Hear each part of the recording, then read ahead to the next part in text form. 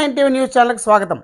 కాకినాడ రాష్ట్ర వ్యాప్తంగా జరుగుతున్న మున్సిపల్ ఇంజనీరింగ్ కార్మికుల సమ్మె ఈరోజు 7వ రోజు చేరుకుంది. ఈ సందర్భంగా కాకినాడ జరిగిన సమ్మెకు BN9 టీవీ హాజరైంది. ఈ సందర్భంగా BN9 టీవీతో అక్కడ కార్మికులు మాట్లాడుతూ వారు చాలీచాలని జీతంతో చాలా దుర్భరమైన జీవితం గడుపుతున్నట్లు ఆవేదన వెలిబుచ్చారు. కొంతమంది మహిళా కార్మికులు మాట్లాడుతూ సమాన పనికి సమాన వేతనం ఇవ్వాలని డిమాండ్ చేశారు. వారు BN9తో వెలిబుచ్చుకున్న ఆవేదన మీ ముందుకు. మిత్రులందరూ నమస్కారం. ఎంత నిరాహార దీక్ష చేస్తున్నారు? ఏం నిరాహార దీక్ష గల కారణాలు ఏమిటి? ఈరోజు 8 రోజులు చేరుకున్నట్టు నాకు తెలుసు. మరి 8 రోజుల్లో ప్రభుత్వం వారితో మీరు ఏం చర్చించారు? లేకపోతే స్థానిక ప్రజాప్రతినిధులతో ఏం చర్చించారు?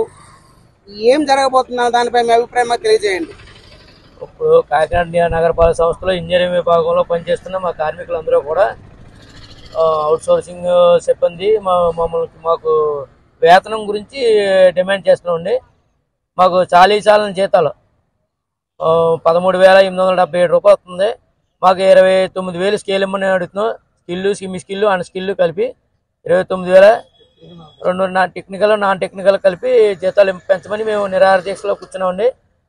మా యొక్క యూనియన్ డిమాండ్స్ ఏంటంటే ఇప్పుడు ప్రస్తుతానికి ఇవాళకి 7వ రోజు చేరుకుందామండి సమ్మె 18వ తారీఖు దాకా మాకు పిలుపు పైనుంచి మాకు పిలుపు 18వ తారీఖు దాకా మాకు అపాయింట్మెంట్ ఇవ్వలేదు అధికారులు.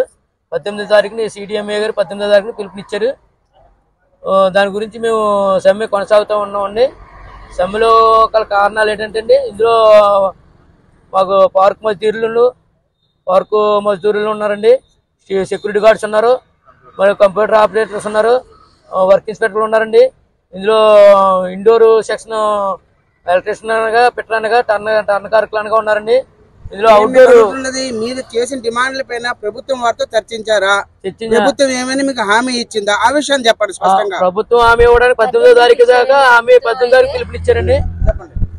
నిరాహార దీక్ష అంటున్నారు కదండి. గత 15 సంవత్సరాల కిందటి నుంచి మేము నిరాహార దీక్ష చేస్తున్నామండి. ఎందుకంటే పనులు చేస్తూ కూడా తినండి సరిపోని జీతాలు మావి ఇంకా విధంగా అనుకుంటే మన నిరాహార దీక్ష కదా. 13,000 జీతం ఏం సరిపోతుందండి? ఎటు కాని జీతాలు. ప్రభుత్వానికి మేము కోరేది ఒకటే, సమాన పనికి సమాన వేతనం ఇవ్వాలని కోరుకుంటున్నాం సార్.